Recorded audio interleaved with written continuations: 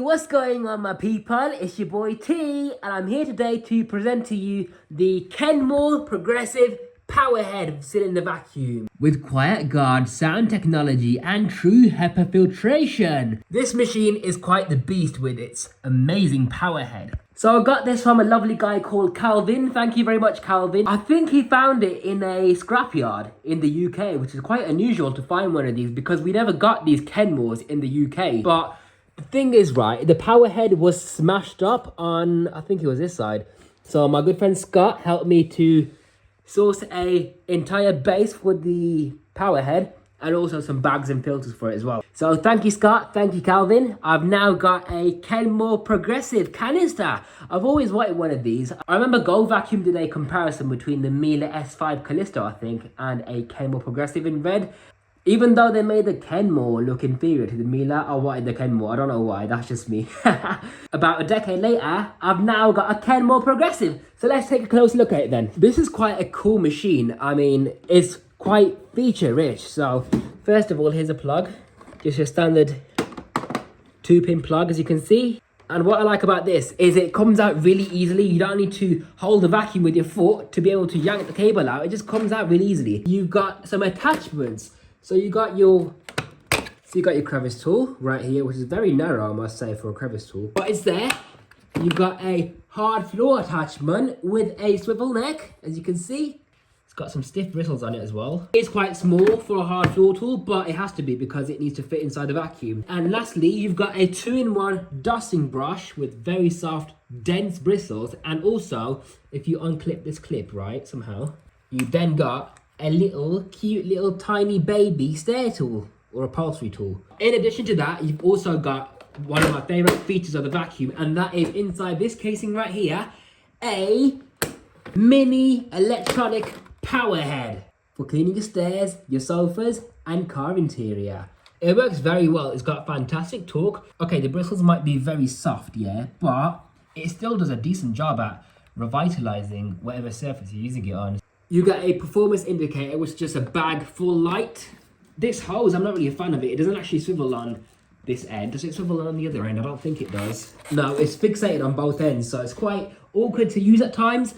But you have got a swivel sort of nose, like a Dyson DCO2. So that's nice to see. Just lift up on that tab for the hose to be able to come out like so. And as for the bag door, behind the handle, you've got this clip, lift that up, and there's your bag, which is quite a huge bag, I must say. Look at the size of this. Oh! You are joking me. You know this entire rubber seal, right, for the bag door is literally a huge chunk of rubber. So yeah, there's your bag bracket. The thing I don't like about this is this seal. I don't know if the vacuum is actually powerful or not with its raw suction power and airflow, because this seal is hideous. When I block the end of the hose, you can hear a lot of air leaking. I've tried to make an attempt at sealing it up with some little bits of felt, but it still hasn't helped. So I'm just going to accept it as it is because it still works fine. The power head is what does the most of the job anyways. But yeah, you can see the bag door is a little bit dusty. I haven't actually cleaned it up entirely. I just gave it a quick clean so I can just use it for now. But yeah, quite a big bag. I do like that. Yeah, so there's no seal on the bag. You just literally slide it in with this cardboard collar down into the bag housing holder thing, whatever it's called, and then you just push it in. There's your pre-motor filter, by the way. So you just lift up on this rubber thing and it just slides out. I'm going to replace the post-motor filter as well, which is quite an interesting one, I must say. So I'm going to show you that in a second. So on the back of the vacuum, you got your post-motor filter cover. So you just lift up on this clip right here and then just pull it off like so. And this post-motor filter right here, I've never seen anything like it before. It's made entirely out of cardboard. Look. See this? Let me just bend it actually, because that's the old one. See? Cardboard. To be honest, it didn't actually need a new HEPA filter. We might as well put the new one in anyways. So you got some nice gaskets around the HEPA filter. I guess it is a good thing, you know, that it is cardboard, because then it's more eco-friendly. But you know what I don't understand? Where does the air exit out of the cover? Oh man! I broke the Hoover. Why do I always break my Hoovers, guys? Seriously. So I just punched it, yeah, and now this piece of plastic broke off. What have I done? Yeah, it goes on there, doesn't it? It doesn't actually come off that easily, so that's good at least. And here's your height adjustment by pressing on this little pedal right here.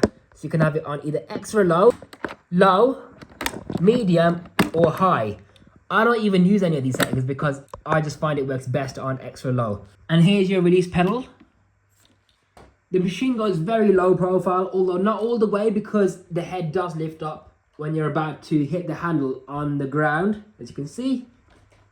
But yeah, at least you got nice rubber coated wheels on the power head as well. And now for my favorite part of the machine, the brush bar. It's a nice wooden brush bar with very stiff bristles. They are short though, unfortunately, but they are quite dense and do a fantastic job at grooming the carpet. Let's see how far they stick at the base. So despite being short bristles, they actually do protrude the base of the sole plate quite far. Now this sole plate design doesn't actually let the vacuum seal itself down to the floor. It's mainly just a brush part that does a lot of the work. But you can see it does work well because look at how dusty the brush bar is. Clearly it is quite a capable machine at deep cleaning. Okay, now for the suction test. So you got low speed, medium and high.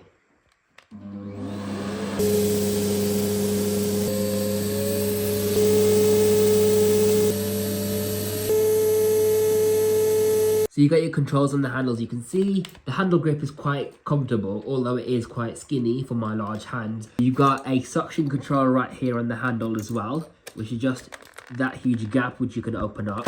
The wand is click fit and it is adjustable as well, like so. And there's some LED headlights on the wand which are extremely dim. They barely do anything. And the wand can be removed by pushing down on this lever and just lift it up and there you are. Now with the suction controls, right, you've got to choose whether or not you want bare floor mode, which is the brushes off, or carpet mode with the brushes on, and then you select whether or not you want low, medium or high mode. But if you want maximum suction on bare floor mode, first you choose the carpet mode on high, and then click on bare floor mode for maximum suction with the brushes off. So yeah. And that's how it works. Here's the power head. And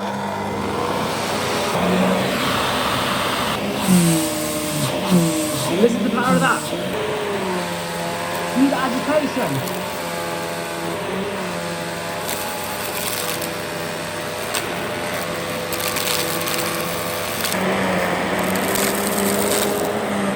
And now for this jump up here. Ooh. Look at the agitation. It's quite a beast. And that's on the highest speed. So you can use it on lower or medium mode as well. So if you want to vacuum things like curtains or loose fabrics on your furniture, you can also do that as well. And it obviously works well on carpet, as you just saw. But here's the raw suction power. You can hear it leaking out of the hose in that. But at least the back will like that, so.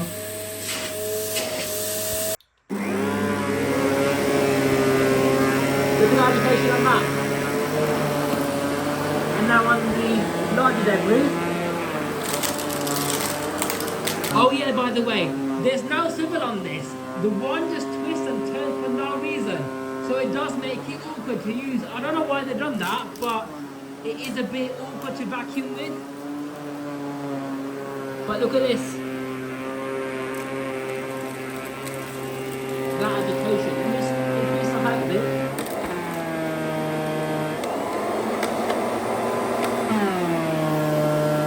Keep an eye on the dirt sensor as well. See how when it grooves the carpet?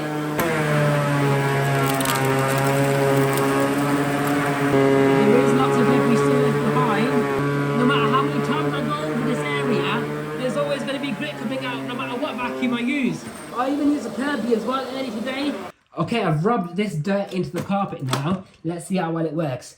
That's just loose debris, but the rest of it is actually embedded, kind of.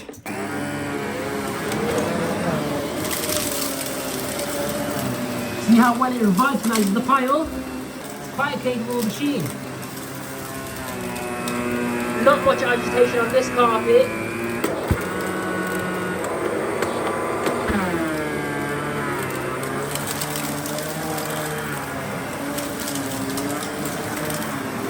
It does fantastic. nicest carpet.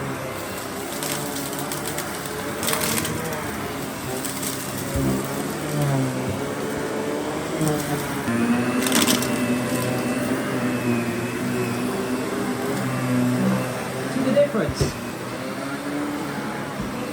Such a huge contrast, isn't it? Especially when you vacuum this way. Wow, take a look at that.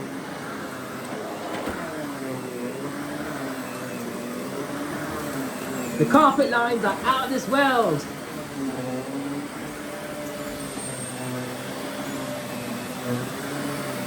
And that, my people, has been the Kenmore Progressive Canister Vacuum. Last but not least, I'm going to show you the cable rewind in action. So you push down on the rewind button and watch the cable ravel in at a high speed. And that, my people, has been the Kenmore Progressive Canister Vacuum. If you enjoyed this video and would like to see more different vacuum cleaners being reviewed and tested as such, be sure to like, comment, share and subscribe. This has been your host T from Power 786 signing out. Thank you for watching and I'll see you in the next one.